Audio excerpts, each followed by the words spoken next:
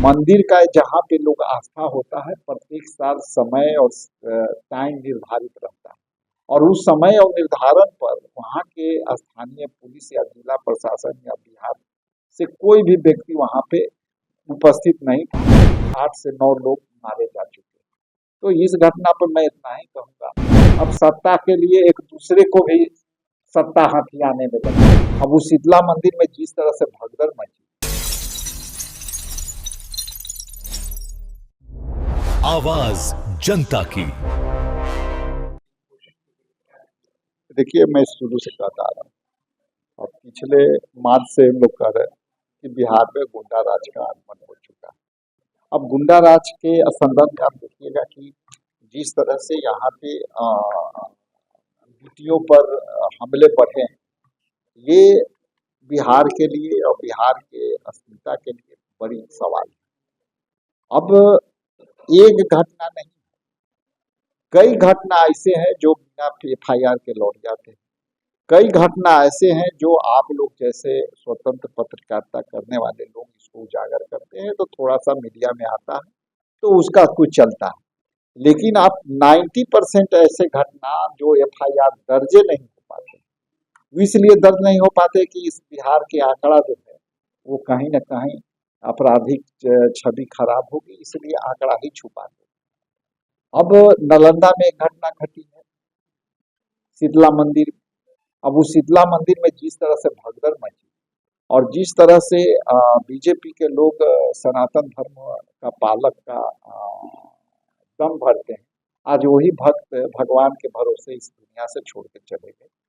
तो आज वहाँ ये समझने की आवश्यकता है कि चूक कहाँ हुई, और चूक यहाँ हुई कि एक कांस्टेबल तक वहाँ उपस्थित नहीं था, जबकि जब मंदिर का जहाँ पे लोग आस्था होता है, प्रत्येक साल समय और टाइम निर्धारित रहता है और उस समय और निर्धारण पर वहाँ के स्थानीय पुलिस या जिला प्रशासन या बिहार से कोई भी व्यक्ति वहाँ पे उपस्थित नहीं था। आज ये बड़ी घटना हो गई, 8 से 9 लोग मारे जा चुके। तो इस घटना पर मैं इतना ही कहूँगा कि सरकार का फेलियर है। सरकार अपने लोग को जब सुरक्षा नहीं दे पा रही है तो आम लोग के क्या करें।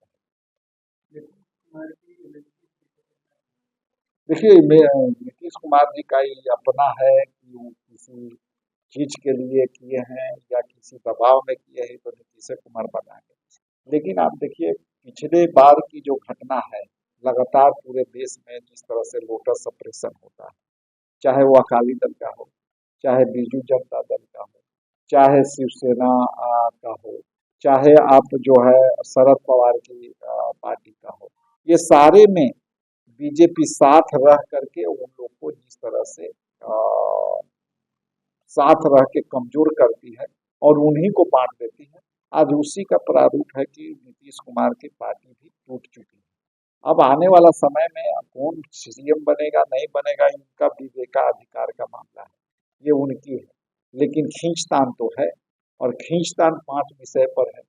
एक तो है कि गृह मंत्रालय किसके पास रहेगा, दूसरा है कि दूसरा CM पे कौन रहेगा, तीसरा है कि हम जो है बढ़िया बढ़िया विभाग कौन लेगा।